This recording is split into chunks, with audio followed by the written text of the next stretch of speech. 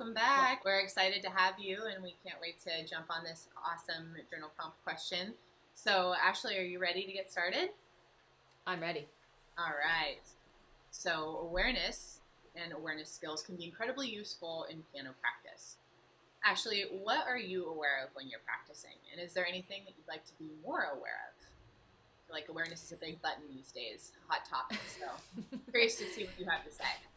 Yeah, I think this is a great topic. So, my first thought is that I try to be aware of everything, which is not helpful. But I think I was thinking about this a lot actually the other day because I think that's one of the things that makes piano practice and learning and playing so difficult is that there are so many things to be aware of all at the same time. And oftentimes I think that is what can make performing or practicing overwhelming, is that we're not quite sure what to tune into or what to bring into the front of our awareness in that exact moment to get the most out of our practice or to help ourselves be the most successful in our performances. And by successful, I mean we feel good about our performances. And so I think with awareness, there could be a lot of different directions, but I guess a couple of the things that I try to be really aware of when I'm practicing are counting out loud. For me, I think I've talked about it on the podcast before. Counting out loud is so important for me. I was not inherently good at rhythm when I started my piano journey. It's something that I've really, really struggled with. And so counting out loud simultaneously helps me make sure that I'm playing rhythms correctly and make sure that I'm playing in time.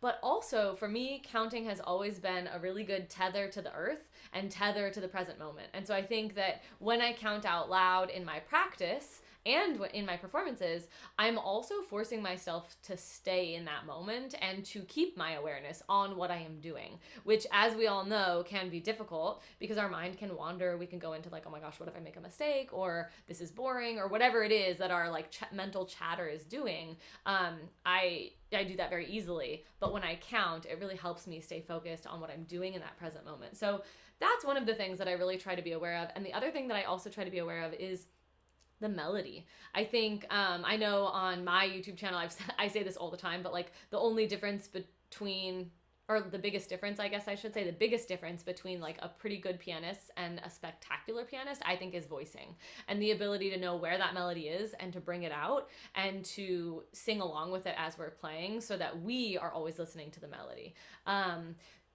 That's not to say that the other parts of the music aren't important, but I think when we can find a deep connection to the melody, we can communicate better and we can express more of what's going on inside of us when we have a sense of what we want to do with that melody and we're really, internally singing it. So I think those are the things that I try to be aware of. And then the things that I would need to be more aware of, I think the biggest one for me, and I preach this a lot because it's a lesson I need to learn, is tension and just getting in tune with the body in life and in piano, but just making sure to always check in and breathe and be there with yourself and know what's happening. I'm getting better. I'm definitely better than I used to be. I did have a long span of time in grad school when I would practice on the wrong height of benches just because that's what was available at the school and I had to practice.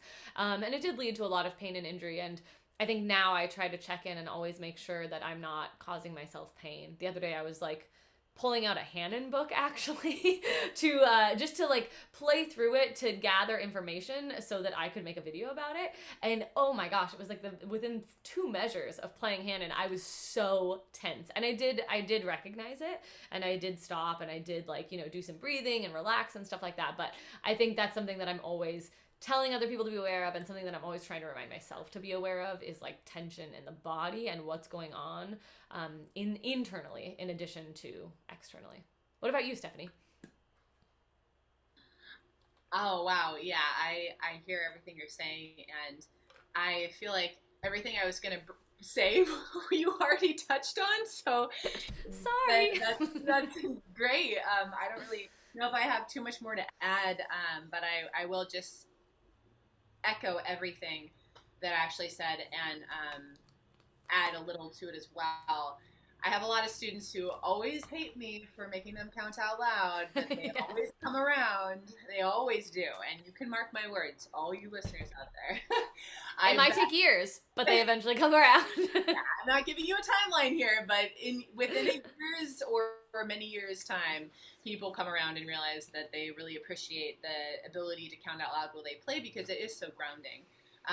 So yeah, when I'm playing, I really like Ashley said, I really try to check in with my body and make sure that I am free of tension and that I'm sitting in a balanced way. Because we can play all the right notes and rhythms, etc. But if we aren't balanced and if we aren't free of, we aren't free of tension, it's going to be really impossible to play long term and to play with freedom and joy. So just making sure that you are, in fact, free of tension and that you're sitting in a balanced way at the bench when you're playing is what I would consider to be one of the most important things. In addition to that, obviously, breathing, being really aware of your breath as you're playing and making sure that you even choreograph breathing into your score so that you remember to breathe when you're practicing as well as performing, because the more we get stressed or anxious or the more we get just like tied up with one task, the shallower our breath becomes, which means we're depriving our brain of oxygen, which is why we're so much more likely to make mistakes if we're tense. It's because our brain isn't oxygenated. And so just making sure that you're coming back to your breathing and, again, like coming back to your places of balance. The biggest place I find that I'm off balance is my head balance. So a lot of the time, whether I'm anxious or nervous or whatever, my head will jut forward and I'll feel lots of tension in my neck muscles. So for those of you that are listening, if you're asking, well, how do I know if I'm free or tense? A lot of people don't even know what it feels like to be balanced because they're chronically tense. I know that was me for a really long time. I was like, what does it mean to feel free of tension? Like, this chronic holding. And really it's just like, can you have a horizon gaze and look straight ahead and gently nod your head yes. And if you can do that with any neck tension, then you probably have good head balance.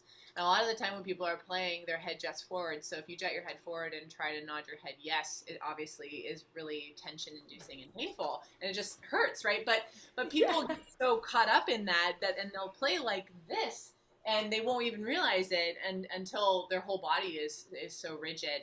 So that's a great way to just check yourself, check that head balance. Make sure that your neck muscles are free, and that will allow your arms to be free and your breathing to be freer as well.